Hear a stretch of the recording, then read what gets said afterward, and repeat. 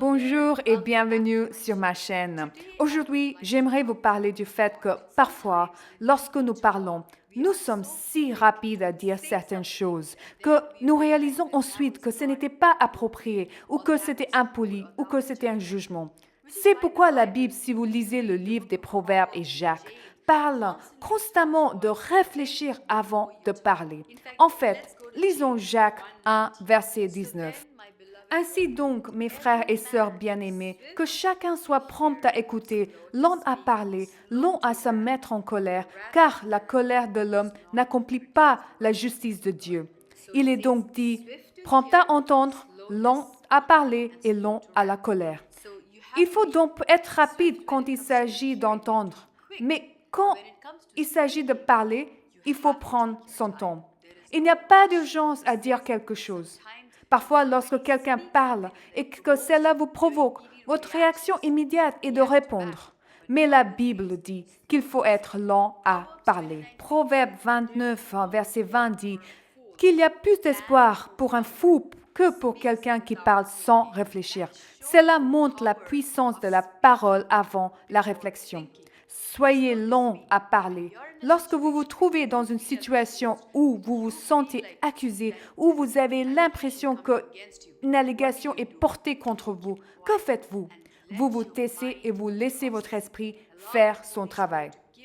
Permettez au Saint-Esprit de vous donner de la sagesse avant de parler parce que parfois, lorsque vous commencez à parler, lorsque vous donnez des informations que vous n'êtes pas censé donner, cela peut vous conduire à des problèmes. Lorsque vous divulguez certaines informations à certaines personnes qui n'ont pas la capacité de vous aider, de vous faire avancer, cela vous conduira à des problèmes. Lorsque vous dites ce qu'il ne faut pas à votre chef, lorsque vous dites ce qu'il ne faut pas à votre collègue, cela peut parfois conduire à des situations plus compliquées. Apprenez donc à ralentir avant de parler. Lorsque vous êtes dans une situation où vous ressentez de la jalousie ou de l'envie à l'égard de quelqu'un d'autre, ne réagissez pas trop vite. Parfois, vous n'avez même pas besoin de parler, mais votre langage corporel et votre façon de réagir vous montreront ce qu'il en est.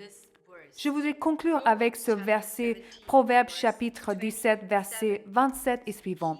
Celui qui met un frein à ses paroles possède la connaissance. L'homme à l'esprit calme fait preuve d'intelligence. Même le fou, quand il se tait, passe pour sage. Celui qui ferme ses lèvres est un homme intelligent.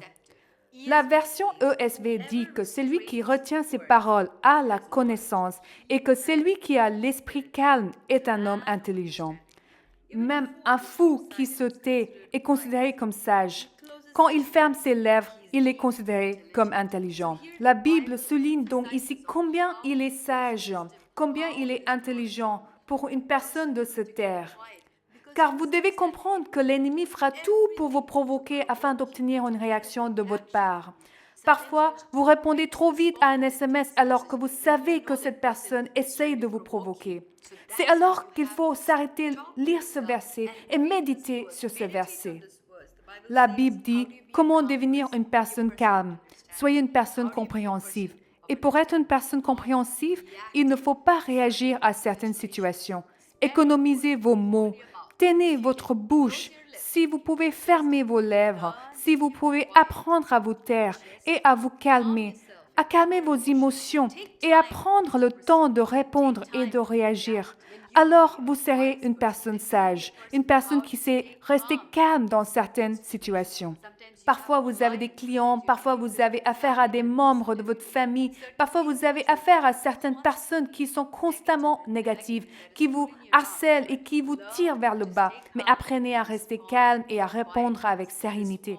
Réagissez avec grâce. Prenez votre temps et répondez. Ne soyez pas pressé de répondre à toutes les allégations, accusations et mensonges. Parfois, vous devez simplement les laisser parler et vous retenir.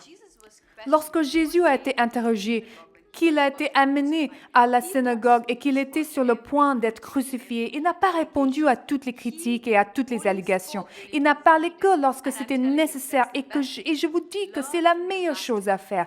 Apprenez de votre Maître Jésus et apprenez à parler moins et à ne parler que lorsque c'est nécessaire, car seul un fou parle trop. Ce n'est qu'un imbécile qui perd sa place. J'espère donc que vous mettrez cela en pratique car c'est l'une des leçons les plus précieuses que vous puissiez apprendre. Merci encore une fois d'avoir regardé cette vidéo. Comme d'habitude, j'aime lire tous vos commentaires. Continuez à commenter et à partager. Et si cette vidéo vous a béni, n'oubliez pas de la partager avec vos amis, vos familles, vos collègues, vos voisins et tous ceux qui vous entourent afin que nous puissions aider les autres à marcher dans la liberté et à marcher dans la plénitude du Christ Jésus. Vous êtes profondément aimés par le Seigneur. Restez à l'ombre de ses ailes. Que Dieu vous bénisse et shalom.